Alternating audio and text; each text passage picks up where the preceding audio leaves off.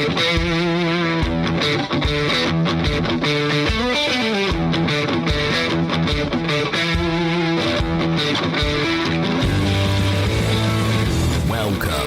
to the Fantasy Footballers DFS Podcast with your hosts, Kyle Borgognoni and Matthew Betz. Hello, it's an awesome Friday to be with us here at Fantasy Footballers DFS Podcast. I'm Kyle Borgognoni, and with me always is my boy, Matthew Betz. Betz, you getting pumped in the background. How you doing, man? Oh my gosh, Kyle. So good, man. It's good to be with you. Good to talk football again and kind of digest the NFL draft a little bit more for a week here. Talking win totals on the pod tonight. So I'm super excited, man. It's Friday. We got the weekend ahead of us. So let's rock. Yeah, today all I did was clean up, throw up and poop. And I know that's not how you thought this podcast would start, but I had a sick child. So today was a rough one for me, but I do like talking about the thing that we're doing this week and next week, and that is win totals. And specifically today, we'll be talking about the AFC and some of the early projections you and I had that, not to toot our own horn, but Betz, we're doing what you like to say, we're moving the lines. That's not, hey, when you're, Betz and Borg, that's what we do. We're putting thousands and thousands and thousands on the line here on these shows. Kyle is just taking out loan after loan to put down on these win totals, and clearly the books are responding. So I don't know if it's you or the NFL draft or free agency, but something's moving the lines, and it's probably Kyle, to be honest.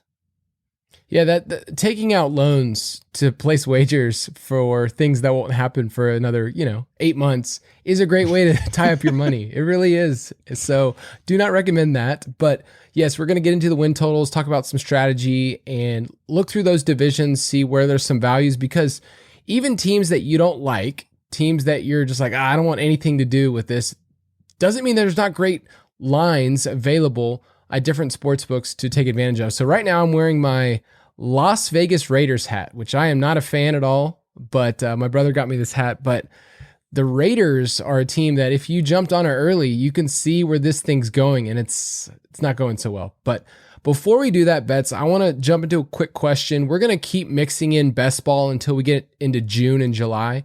June and July is going to be where we just blitzkrieg best ball, and we talk about strategy, we talk about different things. But you and I are actually in the middle of a best ball mania draft right now for Underdog. And for those of you that have never played on Underdog, it's super fun, super easy. The app is sleek, but this tournament's different than normal best ball. Most best balls you play with 12 people and you're just trying to win that league. But Best Ball Mania is not just trying to compete against those. You're actually competing against 155,000 people. So there's a lot of people at stake here. So you have to think about it a little bit differently. So the first 14 weeks is kind of like the qualifiers, and whoever wins their quote division moves on to the quarters in week 15, the semis in week 16, and the championship, no big deal, Betz, in week 17, it's $1 million prize. So before we go into our rosters, because you and I actually just randomly got in, and we are actually in the same one, which is kind of funny that we're kind of competing against each other. But how is this different? Like, how do we approach this best ball tournament, Best Ball Mania, which we'll still talk about, differently than a normal best ball in terms of strategy? Yeah, for this one specifically, you mentioned it. There's just so many people, and they do pay out, a bunch of different placements, but there's so many people in this that you have to think about this almost as if it's kind of like, the Million Maker on DraftKings. Like, you're trying to literally put together the best roster possible to beat 1,000, people times like 12. And the issue is that you have to basically win your division, then you have to win again in the next round against other good teams that also advance. So it's kind of like a tournament style. So basically the bottom line is you got to get weird at least a little bit. Most of the time you have to do that in the later rounds of your draft. You have to hit on guys like last year. James Robinson was huge for that sort of thing. You have to hit on those types of guys and really be willing to get different, because again, you're not competing against 12 people. You're competing against 100,000 people or more in this type of tournament to really try to take home, the top prize, which I don't know, man, $1 million sounds pretty sweet. Yeah. And you got to think about what spot you're drafting from. That there's going to be a lot of teams that are very similar to yours. Like, if everybody's, I'm in the 5th spot, and teams are going to be drafting and having a lot of players at similar ADPs. So I recommend if you're playing in a big tournament like this, get your guys, but find your values. But it's okay to reach a little bit because I want my team to look different than anyone else that has a 5 spot. Like I don't want my roster to be chalk. I want to have a team that is built differently so that if I do get that far, then I can go a little different. So Betz, why don't you run through where you're at? I think we're 7 rounds in? That sounds right. Yeah. I went with a strategy here looking at a very running back heavy build early. And the strategy behind that is essentially you either want to, in best ball, especially in these big drafts, is take a lot of running backs later, which isn't great because, you're looking at like 6th, 7th, 8th round guys that we know the hit rates on those are not good, or take a few elite running backs early. And so we look across like the entire season, like ADP usually predicts how these running backs perform. It's not a surprise when Dalvin Cook has a fantastic year or Saquon Barkley or whoever is in the top tier, and it follows ADP. So the way I build my rosters usually in these tournaments is try to get different later. I kind of went pretty running back heavy early. So I went with, Jonathan Taylor. I've got J.K. Dobbins on that roster, Joe Mixon. And then I said, okay, I've got a pretty solid, stable group of running backs. If these guys stay healthy, I can just load up a wide receiver and go from there. I had a couple of values with the Bengals. I guess I'm a Bengals fan in this draft, building a Bengals stack. I got Tyler Boyd, also got T. Higgins there, Mike Evans, and then snagged a 4th running back a little bit later on, Trey Sermon, see if he emerges out of the Niners camp. But I need Joe Burrow to make this work, right? Like I'm kind of putting my chips on the table and saying, what if this Bengals offense is just awesome this year? And these guys are all high usage guys. I want to be, correlating that together. So that's where I'm at right now. But my plan moving forward after round 7 is just wide receiver after wide receiver after wide receiver until I get enough to make up for the lack of quality that I'll have there. I'll just need a lot of quantity to make up for it. And just to educate the people, you didn't go into this saying, I want to go all in on the Bengals, but you saw the values. And then, like you said, does that make you say like, okay, this is kind of where I'm shaping up. And if I'm going to have a team that's going to go the distance, I need the stack with Burrow. Is that kind of like your mindset as you went along? Yeah, 100%. People always think about stacking too, as it being like just the quarterback and just one pass catcher or just a quarterback and 2 pass catchers. But really, we've seen teams where the quarterback and the running back correlate together. The best example is Derrick Henry and Ryan Tannehill. You're basically putting a roster together where you're kind of putting in a lot of emphasis on one team. You don't have to pick the team before the draft, but kind of let the draft fall to you and say, okay, I've got a couple of Bengals that had great values. I might as well grab Joe Burrow because when they're going to go off, so is Burrow. So you're basically projecting for an entire season that a team is going to have success, and you really want to build your correlation that way. So for me, I'm in the 5 spot, and Derrick Henry fell to me there, and I'm probably not going to have a ton of Derrick Henry this year. We've talked before, and we'll talk about the Titans in a second, as a team that overall we would like to not fade, but just there's likelihood that they don't hit the same efficiency numbers they've done the last 2 years. But in terms of this tournament, he's somebody that you can ride, and somebody in those kind of last 3 weeks like can win you the whole thing. And so to get Henry at 5 is actually already a little different. Like he's going usually pick 3 or pick 4. So I like that already. And then for my other running backs, I have David Montgomery and Kareem Hunt. And Hunt is just one of those players that I actually, I got him right at ADP, but there's built-in value in terms of if Chubb goes down, hopefully he does better than he did last year. He had the opportunity last year, it just didn't go bananas. But I went Henry and then Kittle as my second pick. And so I'm trying to get a positional advantage. And then I kind of fell into this. Calvin Ridley fell to me, and I was able to get Matt Ryan in my last. I'd reached on Matt Ryan actually probably 2 rounds, if I'm honest. But I saw you take him, and I was like, I mean, hey, you got Ridley. They're going to throw the ball every play. Like Mike Davis is the only running back on the roster that has some value of running. Like they're going to throw a ton. So I don't hate it. I think if you have Ridley, it makes sense, if you're putting your money there. Yeah, and that was the same idea. Ryan's led the league in completions the last 2 years. It just hasn't gone in his favor in terms of touchdowns.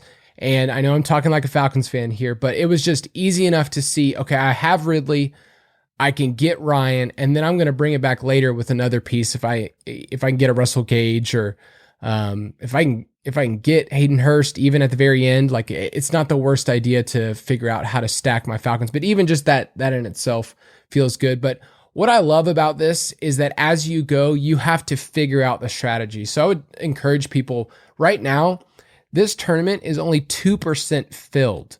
Now it's going to fill up a ton more, but, and Underdog takes a rake, but still, like, get in your entries right now before ADP changes. And if you want to play with me and Betz, like, let us know. We'd love to get in a tournament with you as well. You can follow us on Twitter at the FF Ballers, at Kyle_Borg, or Betz is at the Fantasy PT. We would love, if you're enjoying this podcast, to subscribe and review. I had somebody message me the other day and said, I love that I'm getting content this time of the year from you guys, and it's not just stale stuff. It's actually setting me up for success.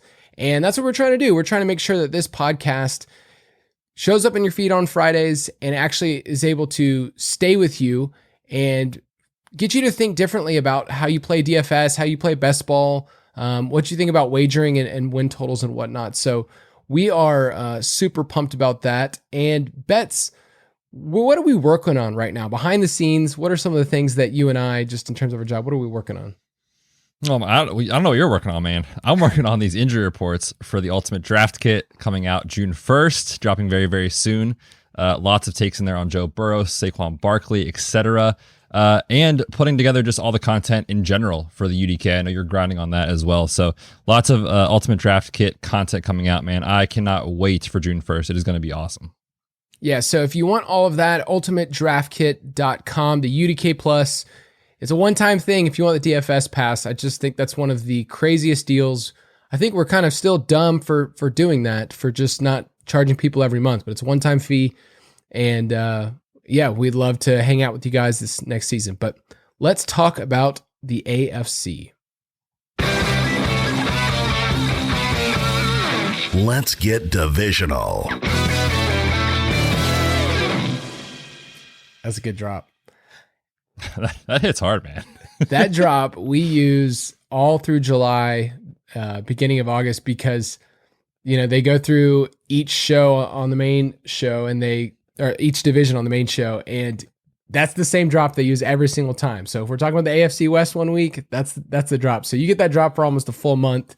And we're going to talk about the AFC today and the win totals that are currently posted. Some of them have moved.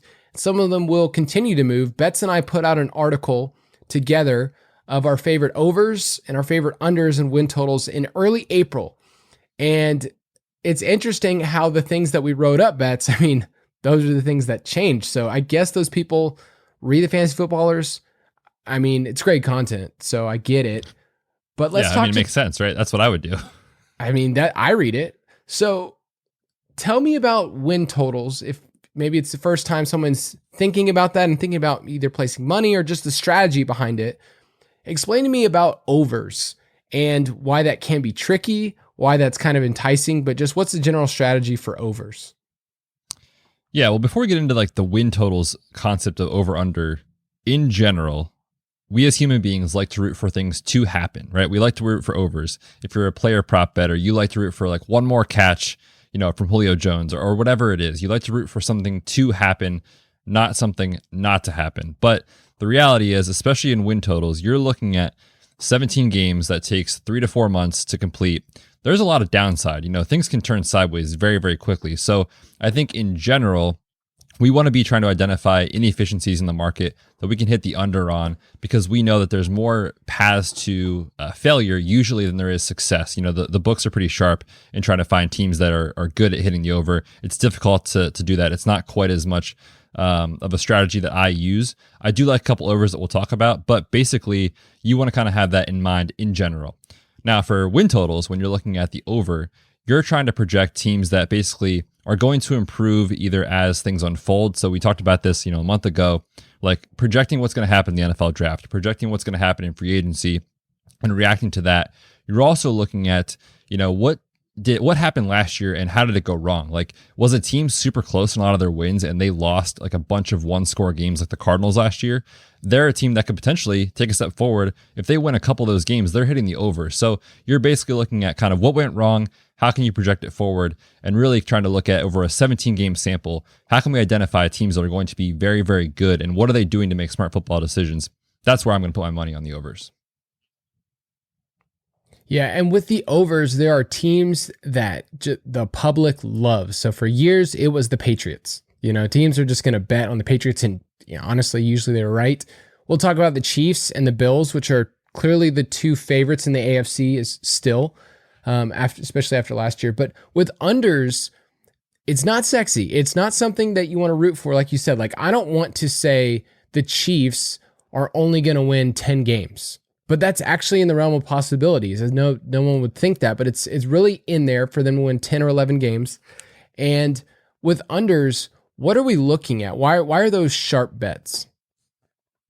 Well, because basically a lot of the times you're looking at situations where it can change relatively quickly. Like you can't predict an injury, but if Pat Mahomes goes down, heaven forbid, is that a 12-win team? Is that a 13-win team? I don't know. Things can go south very quickly. The other thing that can change too is just in general statistical regression from a year-to-year situation. We talk about the Titans, they've just been so efficient for so many years. At some point, the law of averages and stats and all the math nerds out there listening are like, oh, I know what you're talking about, Betz. Eventually, it's going to come back down to the mean or regress to the average. And so you kind of want to look at things that way as well. That's why we prefer unders if possible, if it makes sense. It's just a bit more of a profitable strategy, more so long-term. For sure. And there is so many outs for a team. You may not realize it, but there are so many different scenarios where, like you said, someone goes down.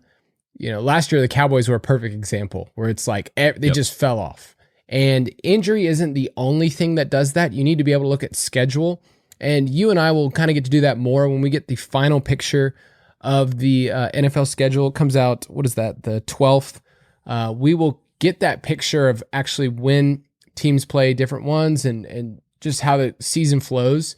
But with unders, you can see the picture of what happens, and a lot of time there's value there in the unders because no one wants to bet them. So we'll talk about some of those. Let's start with the AFC East. I'm going to quickly run through the win totals right now. According to DK Sportsbook, it's the Bills at 10.5, the Patriots at 9, the Dolphins at 9, and the Jets at 6.5. So where do you want to start? Let's start with Buffalo. I feel like that's a team that people love. Like you said, people like betting the over with them. I've seen it at 11 in some spots. It's tough. I think the Bills are going to be a good football team. They've proven that they're making really smart decisions. But again, this is a type of a situation where there's other really good teams in this division, right? The Dolphins, I think, are a great long shot bet at plus 300. It's actually plus 333. I don't know where that line came from. Plus 300 essentially to win the division. They're improving like crazy. Every year they're making good decisions. The Patriots are getting back a lot on the defensive side of the ball from COVID opt-outs. They potentially are getting a quarterback upgrade. Bill Belichick is a guy that I don't usually want to bet against. So there's outs for Buffalo here to not be as good as they were last year. Just, 10.5 or 11, depending on the book that has it. It just seems right to me. For me, it's a stay away. I don't know. What are your thoughts there? Yeah, I think if you wanted to bet earlier the over, I think it's getting at the point now where it's just not a great value. It's minus 155 for the over. If it does go up to 11, then yeah, it's a definitely stay away for me. Because I think a lot of people want that to happen. I think the better value is with the Patriots and with the Dolphins. You actually, in April, liked New England under 9 wins. That was at plus 118. Now it's at minus 134. It's at 110. You're doing great. Moving the lines. So do you still like this a month later, thinking about what the Patriots have done? Do you still like them to hit the under of their 9? So it's really tough. The reason I liked it a lot is because of how much value there was on the plus money. Plus 118 is good. I don't know that I love it as much with it moving towards favoring the over in terms of the line that you have to basically put on it. That said, this is still a team that I don't really know what to do with. And the reason is the offense is going to be heavy 12 personnel, run the ball, and play good defense. And there's a lot of data out there that says defense doesn't really matter that much in terms of predicting NFL success. So to me, there's a lot of downside to the Patriots just because I'm not sure what their offense is. Nelson Aguilar is this team's wide receiver 1. I don't know what to say other than that. You're getting Cam Newton, who at this stage of his career, to me, is clearly past his prime. If he comes out, then Mac Jones is in there as a rookie. I don't know what to make of it. So I think that to me, this is either an under or stay away. Obviously, I'm not going to bet it again because I got the line a little bit better a month ago, but I do think it's still the right side of this just because, again, there's more downside to the situation in general. And if they're going up against these other teams that can put up points, I'm not sure they're going to be able to keep up. Yeah, the thing that in our original schedule projections, we had the Patriots at 8.5 wins. So when it came out at 9, that was about what we had. We would have taken the over at 8.5. But this division, they play the AFC South this year. And we're going to talk about the AFC South in a second. Like, you could easily go 4-0 against that division. Like, it wouldn't shock me for the Patriots to go 4-0 against the Titans, Jaguars, Colts, Texans, of course. So you're looking at 3 or 4 wins just there in general. And let's say they split their own division and go 3-3. Like, they're in a position where getting to 9 wins feels very doable. So make sure you just see if the line moves in any direction, 9.5, 8.5 with the Patriots. Like, that's when I would move on the Patriots, because I do think they're a solid team.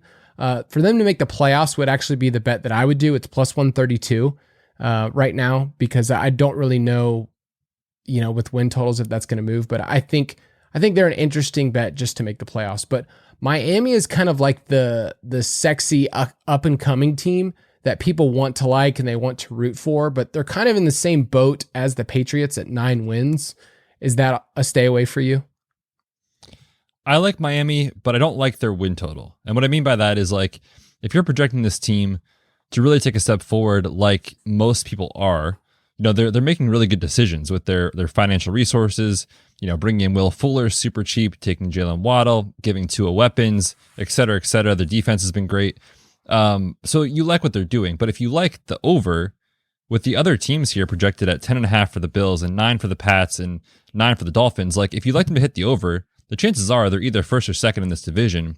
And if that's the case, you might as well just take them to win the division at plus 333, plus 333. I don't know why that line is messing me up so much, but you might as well take them to win the division if you like them, because to me, this is a team that I think there's kind of two extremes. Like, I don't think they're going to be in the middle. They're either going to be really, really good, or Tua may not be the answer. And I think this team could be kind of bad, actually. So I like just kind of taking the better line there at the plus money.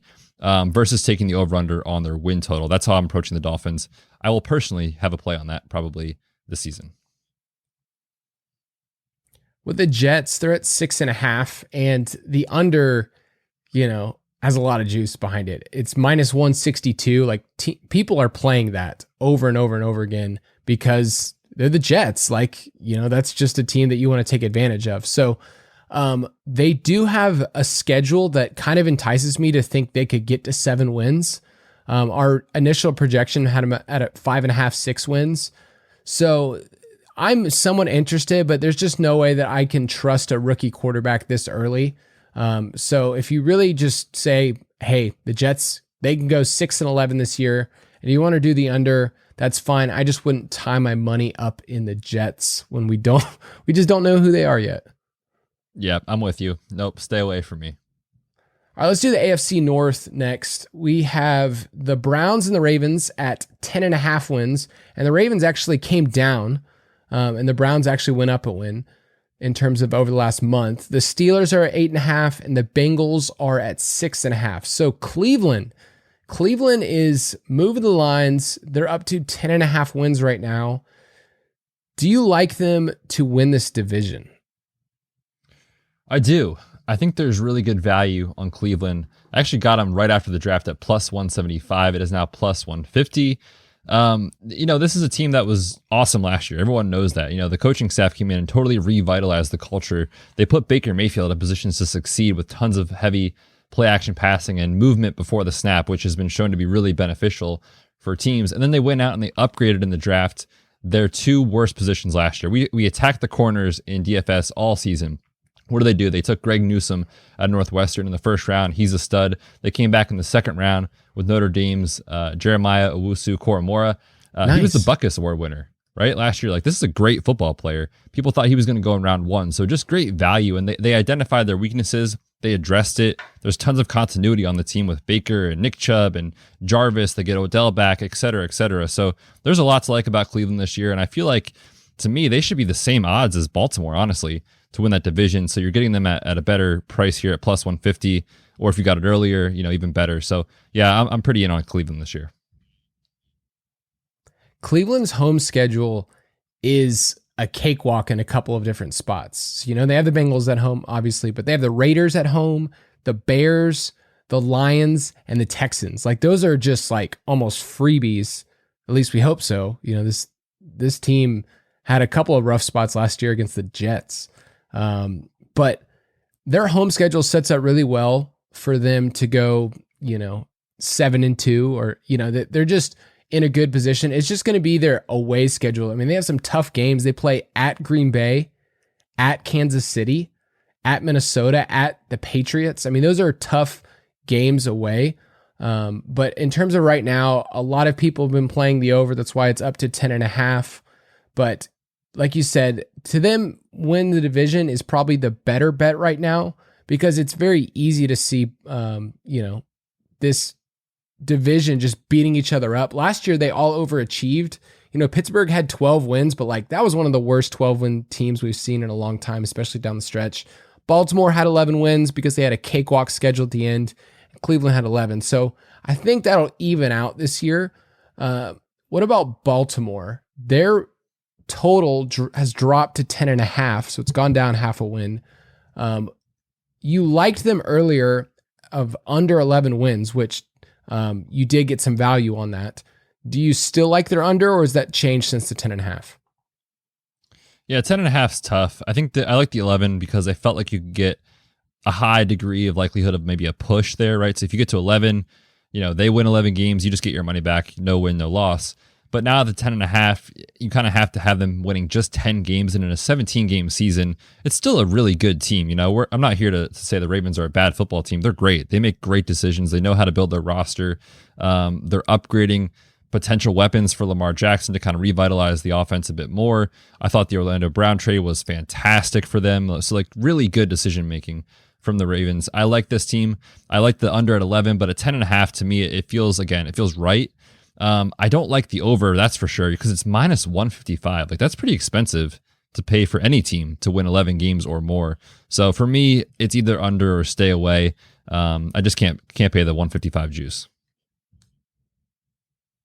With the Steelers, for a long time, we've known the Steelers as a, double-digit win team, but they're projected at 8.5. Some books have it at 9. If it's at 9, I would bet the under. Like you said, like if it's under and they get 9 wins, they go 9-8, then they can push. But this team overachieved last year. Their offensive line, we got to write this up right before the draft, but probably the worst in the league, at least bottom 3 unit. And I don't think that's going to change. Last year, they just hid it. They just hid behind the offensive line by making Ben Roethlisberger throw it at, 2 seconds in every single snap. So I don't think they'll be able to do that. Their defense obviously can keep them in games. So that's at least interesting. And they do have some easy home matchups as well that are kind of enticing. But if they go up to 9, that's where I am on the Steelers. Any thoughts on the Steelers? I'm with you, man. Full fade. I just can't imagine, like in 2021, a team actually taking a running back in round 1, thinking it's going to solve the running game. I mean, I love Najee Harris. We talked about him a lot. He's a great player. But this line, you talked about it, is super concerning. They did nothing to have any insurance behind Big Ben. If he goes down, it's over. It's Mason Rudolph or Dwayne Haskins coming in. Like, there's a lot of outs here. And we talk about the defense too. They are a great unit, don't get me wrong, but we've seen year to year predicting success on the defensive side of the football is not easy to do, especially in today's NFL. So there's a lot of outs for unders here. I'll definitely be looking to fade the Steelers in 2021. Yeah, that's a narrative that I haven't really given enough time to think about, but because we just kind of already write down, like, they have a great defense.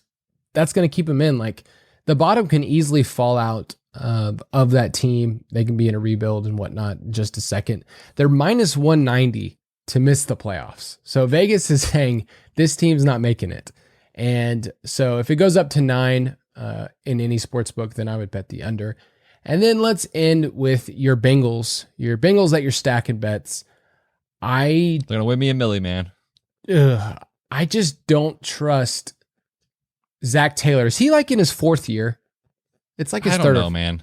Yeah, I don't know. I don't know what to do with Zach Taylor either. I kind of like him for fantasy, but for real life, I don't know yet. I haven't seen it.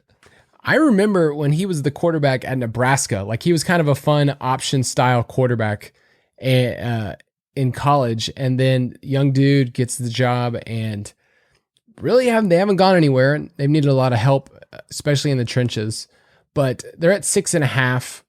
They're a team that I just can't say anything about. Like 6 wins is doable. 7 wins is doable.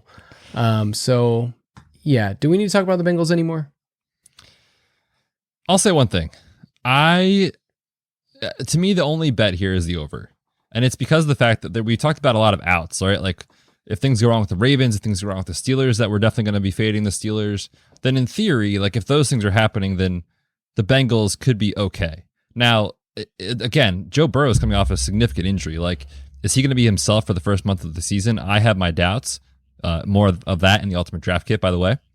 And so there's a lot to be uncertain about. But to me, I'm saying away, like I'm with you. I don't know what to do with Zach Taylor. I think this is going to be a fun offense for fantasy, but for betting the over under, it's scary. I think the only play is the over for me, but outside of that, I'm out. In my schedule projections, I will at least give them this. They have the third easiest road schedule. Like listen to these teams they play on the road. The Bears, the Broncos, which is just middle tier, the Lions, the Jets, and the Raiders. I mean, those are games that they can stay in, that they can at least, hit half of those. Let's say they go 500 at home. You can get to 7 wins here. So yeah, I'm with you. If there's anything I would do, it's the over, which is not something I normally say at all about the Bengals. But next division, and this is the one that you and I feel like you can take advantage of right now, and maybe the rest of the league feels this way. Like AFC South is a bit of a joke in terms of their win totals. Right now, all 4 teams have a combined 30 projected Vegas wins. That's the fewest for any division. It's super low. We have the Titans at 9.5, the Colts at 10, the Jaguars at 6.5, and the Texans all the way down at 4. Man, they actually got bet down too. So you want to start talking about our boys, the Titans? Ooh. Man, Titans fans are not going to like this. And I just want to preface this. Like, I want to be playing A.J. Brown in every single DFS slate there this year, if possible. I'm going to figure it out. I don't care what his salary is. I'm going to play him. However, I am in on the under on the Titans heavily. You and I have already placed the wager. We are committed. We are under on the Titans. We got it at minus 150. It is now minus 162. So it's getting expensive. I think if it goes any higher than that, I wouldn't necessarily play it. But this is a team we talked about all the time. Like the efficiency is insane with Ryan Tannehill. And then what they did in the draft didn't really add a lot. Like they took a corner in round 1, Caleb Farley, who has a significant injury history. He's not even sure if he'll be ready for week 1. The defense in and of itself was awful last year. So that just player alone isn't going to help them a ton. They lose Jadeveon Clowney. Now you have no one to catch the football besides A.J. Brown. And if Derrick Henry, if anything happens to Derrick Henry, this offense is going to significantly take a major step backwards. They also lost Arthur Smith, their offensive coordinator, who's made Ryan Tannehill so good. So to me, this is a team that I think has overachieved recently. Easy team to fade here for me. Definitely out on the Titans, in on the under for sure. When you look at a lot of the Titans totals, some of them are a bit skewed, especially when it comes to just their pure yardage, because they played the Texans and the Jaguars. Like that's 4 of their games last year that they had. And so you look at Derrick Henry's numbers, you look at this team, and so don't just look at overall totals where teams rank. Like Ryan Tannehill was crazy efficient, that he was 30th in the league in terms of completions among starting quarterbacks, but he was 8th in passing touchdowns. Like that doesn't correlate. That doesn't make sense that you would be able to do that. And so that's why we're kind of against it. I think teams can probably figure it out. I do like Henry in terms of him getting more involved in the passing game this year. So I think in DFS, there is that added upside that he's just not going to be a plotter, but maybe that's something we hope Kyle, for. I got to ask you a question, man. Do it. Where do the vacated targets go when wide receivers leave? I've done a study or two. I've looked at just a couple. A lot of times, and if those of you that are new, I kind of did this study a couple years ago, but when teams lose a massive amount of targets, like the Titans are losing 60+% of their targets. I mean, that is ridiculous. We usually think like, oh, who's the next wide receiver? Is it Josh Reynolds? Is it, Dez Fitzpatrick, their 5th, 6th rounder? Like a lot of times that's where we usually think all the targets are going to go and Josh Reynolds is going to be a value. And he might be. But teams usually pivot to saying we're going to involve our running backs more and to actually give ourselves room while we're working in new people to just feed the running back. So I'm not saying Derrick Henry's going to get 60 targets, but if he got up to 45 to 50, I think you'd be pretty happy this year, and I think it's definitely possible. So, can you imagine him in DFS with actually receiving work? Oh, good Lord. I mean, it's a scary thing to fade the Yeti. We all know this. Like when you're playing DFS, there's one person you don't want to be on the wrong side of. Just bury you into oblivion. Let's go with the Colts. And I'm going to ask you because you're the Carson Wentz expert here. And maybe that's just a curse word to you, but Colts are at 10. Does that feel like a good spot to bet either the over or the under? To me, it's a stay away. I think the line seems a bit rich when you look at the other teams that have a similar win total in other divisions. But we talked about it, right? Like you're playing the Texans twice. Presumably that's 2 free wins. We think the Titans are going to be overrated. Maybe they steal a game from them or 2.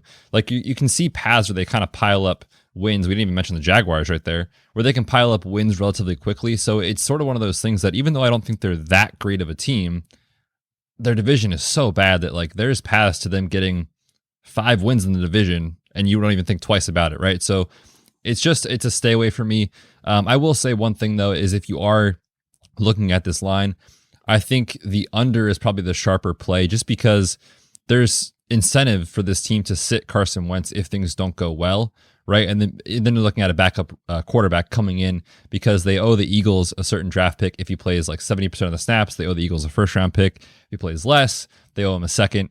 So basically, like if things go bad early, for them to keep their first round pick, they might say, all right, Carson, man, you're going on the bench and sit him. So there is incentive to do that if things don't go well. To me, again, more downside of the under here. It's a tough line. I'm staying away. But if you had to pick somebody to win the division, would it be the Colts?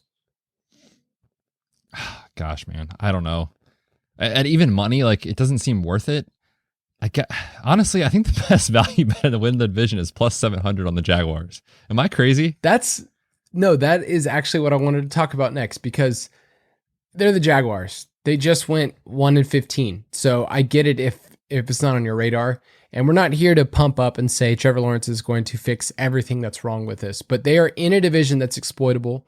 They're plus 285 to make the playoffs and plus 700 to win the division. And I think that would be the one that I would take with this. But 6.5 wins, that's actually someone that I do like the over right now because of the division they're in, because of the Texans. I think that the Jaguars are in a position to get to 7 wins. And right now it's at plus 110. So I actually think it's a fair bet to be able to do that. The defense still needs a ton of work. So we're not quite sure how that's going to be fixed because they were just run all over last year, but they do have the weapons in place. I would say that Trevor Lawrence is in a position where he has arguably the best weapons a number 1 draft pick has ever had, like in terms of just recent, like stepping into a position where you have 3 wide receivers that can all do work. We love DJ Chark. We love Marvin Jones and we love Laviska Shenault. Always. Like that's going to be a fun team to stack. And then at running back, it might be annoying for redraft, and it's probably not the best decision to build your team, but between Etienne, Robinson, and Hyde, like that's a fun kind of trio that you have there. They have no tight ends. I will say that. Like there's room for Tim Tebow to step in, but the Jaguars are at least interesting to get to 7 wins and maybe interesting to win the division. I had no idea we were going to talk about Tim Tebow tonight, Kyle. So thank you so much for that. Tim, I'm glad you're listening, buddy. Hey, you want a short story about Tim Tebow? Because yes. I wrote Tim Tebow a letter when Tim Tebow was in high school. I'm a year older than him. Because I saw a documentary on him and I was like, this guy seems kind of cool. So I have a autographed senior picture of Tim Tebow in his Letterman jacket, and it is signed. I'll show you. It is signed. Oh my gosh. Timmy Tebow.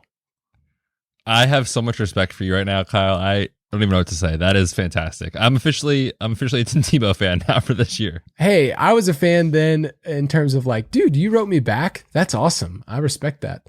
So, dude was in high school. Let's just like quickly just mourn for the Texans and then figure out a way that how we're just going to just stomp on them this year in terms of DFS. It's going to be so mean. Oh my God, man. 4.5 wins now down to 4. Like after the NFL draft, Vegas said you got worse. And I kind of think they did. Like they didn't have a pick until the 3rd round. They wasted it on Davis Mills, who by the time he's even anything maybe in this league, the team is not going to be good enough to support him. So he's just going to flame out. It's a waste of a pick. Like, yeah, you can't bet the under on 4. I don't think you bet the over on 4. Like this team is just stay away and let's play against them in DFS. Yeah, when it was at 4.5 earlier, I think that was the time to do it. But yeah, this is a team. I think the entire league just like, hey, can we just like not talk to them? Can they just like wait a year or two? Or I mean, it's really bad when your team, is in the midst of controversy and everything else. You're rebuilding, clearly rebuilding, and you have no draft picks, like none. As in, you didn't help your team. It's like, I don't know, Nico Collins. Kind of a fun player, but not going to be helpful. And you mentioned it with Davis Mills, like that made no sense. If you were going to be tanking, why would you do this unless you thought this guy's going to be a legit starter? And based on their moves, I don't think that Davis Mills was the guy they wanted. No, definitely not. He definitely was like the last one of the bunch, and they were like, sure. Let's add a quarterback to the roster and see what happens. Yeah, dude, this team is going to be just, I feel bad for Texans fans, man. Honestly, I do. Well, they don't feel bad because they don't exist anymore. They have all migrated and said, we need to move on. I will say David Johnson might be a fun player to mix in every once in a while this year. Nope. No? Not going to do it. I'm not doing it at all, man. Brandon Cooks? Once. Oh, I forgot they even had him. How sad is that? Check out their roster on our website and go to the Dynasty Pass. And if you look at their team opportunity, their wide receivers make you want to cry. But let's go to this last division. AFC West, which arguably is the most exciting division, at least in the AFC. I mean, it's super fun. There's lots of fantasy goodness here and teams that we talk about a lot. So AFC West, we, of course, have the Chiefs at the top at 12 wins, which is a lot of wins to project for Vegas. For some people, they might say, 12 wins, the Chiefs can do that. But for betting purposes, that's a monster total. The Broncos are at 9, which is a kind of a big jump. Chargers are at 9, and the Vegas Raiders are now down to 7. And this is what we have currently. Those could change in the next week or so. But let's talk about the Chiefs, because that's where we got to start. Is over 12 too much, even in a 17-game season? I don't think it is. I really don't. I mean, the trend with this team is just unreal with Andy Reid, who you have a phenomenal graphic up here on our screen of. I mean, literally going back to 2013, they have hit the over on their projected win total every single season. I'm not betting against Patrick Mahomes. I'm not betting against Andy Reid. To me, it's either you stay away or you bet the over. I mean, in 17 games, I think Pat Mahomes is a 12-win quarterback most seasons, right? So you're probably going to get a push or it's going to hit the over, barring injury, barring anything going south, like those kind of things. So yeah, you're not going to bet the under. I'm probably going to stay away from it, but if you're going to play it, to me, it's the over. Yeah, if they gave me a little bit more than just plus 100 on the under, I would consider it. I don't like rooting against Patrick Mahomes. Imagine that. I'm going to say the best quarterback in the league, I want him to do bad. I want this exciting team for DFS to do bad. Like, no, nobody's doing that. I will say they hit the over, but this is clearly their highest win total they've ever had under Andy Reid. So it is a new level for them. But yeah, I think the over is really the only play I would do. They're right now plus 260 to win the AFC, which I kind of like in terms of like having plus money. But it's so far out. There's so many different things. I would kind of wait on that line as we get a little bit closer, because you can wait on conference titles and whatnot until later. So yeah, the Chiefs, they're kind of a wrecking crew. They fixed their offensive line, at least in terms of free agency, the draft, whatnot. Like, this team got serious, and we like that. We like seeing that this team wanted to protect the best player in the league. So let's talk about the Broncos, because they have moved a lot, and a lot in the sense of I didn't understand bets. I was against you, but you moved the line, bro. Told you, dude. That's what I do. Yeah, they were at 7.5 a month ago in early April, and that was plus money. Now they are 9 wins. I can't, there's no way I can bet the over on 9 wins. So I had my stance early on the over 7.5, which I like them because, you know, they're getting Von Miller back. They're getting Courtland Sutton back. This is a great offensive line. The only real question mark, and they upgraded their secondary too, by the way, the only real question mark was their quarterback. And I would have loved to see them smash the draft button, which we do in fantasy, on Justin Fields at 9. Of course they didn't. But they brought in Teddy Bridgewater to compete with Drew Lock. Teddy B is our boy here, Teddy Two Gloves. You know, he's not the best quarterback in the world, obviously, but he's better than Drew Lock, and he'll keep the offense moving, and he'll kind of keep things on track. So I assume he wins the job. If not, you're hoping that Drew Lock actually is good, and maybe he is. I don't think he is, but yeah, we'll find out pretty soon. But there's a lot of talent on the roster. So to me, at 7.5, it was kind of too low in a 17-game season. But at 9, I almost might take the under and kind of play it again. I can't see this team winning 10 games this year. So what you're saying is you want them to win exactly 8. Maybe. Exactly 8 would be phenomenal for us. I'd have to think about it a little bit more. No, exactly 8 would be perfect if you hit the under and the over and you're just like, thank you, I got the middle. This is perfect. Yeah, with the Broncos, I don't trust Locke, and I think most people don't. So I don't see the value now at 9 too much. The Chargers are the team that I'm more interested in because, you know, it's minus 110 on both sides for 9 wins. So I could see it going either way. I could see them push right at 9. But right now, to make the playoffs, they're plus 149. And that's kind of where I'm at with the Chargers. When I look at the rest of the AFC, you think of the Chiefs as the team that's clearly the best in the AFC West. You project them to win the division. But I look up and down the rest of the AFC. It's like, okay, I only project one team to come out of the AFC South. Like, I think it's going to be the Colts or the Titans probably.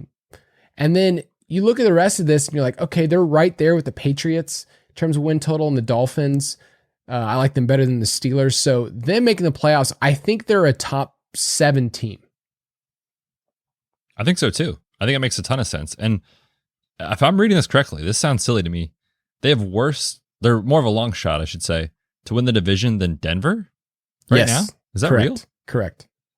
Oh, I'm jumping on that for sure. Yeah, plus 600 to win that division. Now, obviously, it's a long shot. You know, the Chiefs are clearly the better team, but again, if things go south with the Chiefs, if you're telling me I get to pick one team and put my money on it, it's clearly the Chargers with Justin Herbert in year 2. And how their draft went, like, dude, their NFL draft was unreal. Getting Rashawn Slater to just fall into their lap to upgrade their offensive line, which they had already done spending a lot of money in free agency to do, to me says, like, you're going to have success on the offensive side of the football, most likely. Now, they are getting a new OC, so there's some change for Herbert and that sort of thing. And he could regress a little bit in year 2. But yeah, plus 600, that to me is just great value to win the division. The Chargers are a team that'll let you down. So at least know that, like, you're in for this rough ride. But they do have a couple of matchups that are beneficial on their schedule. They play the Texans at the Texans, which is just a beautiful thing. So there's just some spots for them. They play the Bengals. I mean, they're set up to get around 9 wins, but even there, like, if you're like, I don't know, maybe they'll get to, 9 or 10. Like, I can't sweat that out with the Chargers, but the playoffs is one I feel so much better because of the win total. So let's go to this last team. And we jumped all over this. We were saying, whoa, Raiders 7.5 wins. I will take the under right now. If you're going to give me that half win, I will take 7 wins or less for the Raiders. It's at minus 110. And that has changed bets a little bit. So right now, it's moved to 7 wins. And how do you feel about it since it's changed? Yeah, I'm with you. I think the 7.5 was the time to play it. I think there's probably some value at 7 because I do think this team is going to be awful, man. I mean, just the way they draft in the NFL draft, we know the last couple seasons has been horrific.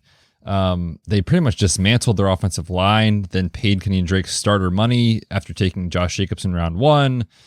There's just a lot of things that don't look right to me on paper here. Derek Carr isn't a game-changing quarterback that he can just win you weeks and win the game for the Raiders. So to me, this like at best case scenario, at the absolute best, is like a 9-win team. So to get them at 7 feels good. It feels right. Obviously, I would prefer to have them at 7.5. But if your book has it or you can find a 7.5, that's the place to play it for sure.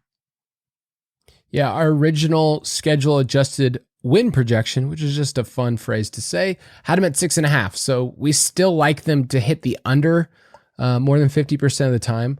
So the Raiders are just a team that it's easy to fade when you think of all those things you spelled out. But in DFS bets, we're going to be talking about them. Like they're going to be on the other side of these Chiefs games that are going to be over 50, Chargers, Raiders. We talked about that last year. So the Raiders, there could be some spots where Waller and the running backs, or even my boy Henry Ruggs, who I'm kind of high on this year as a dart throw. Ooh, are you?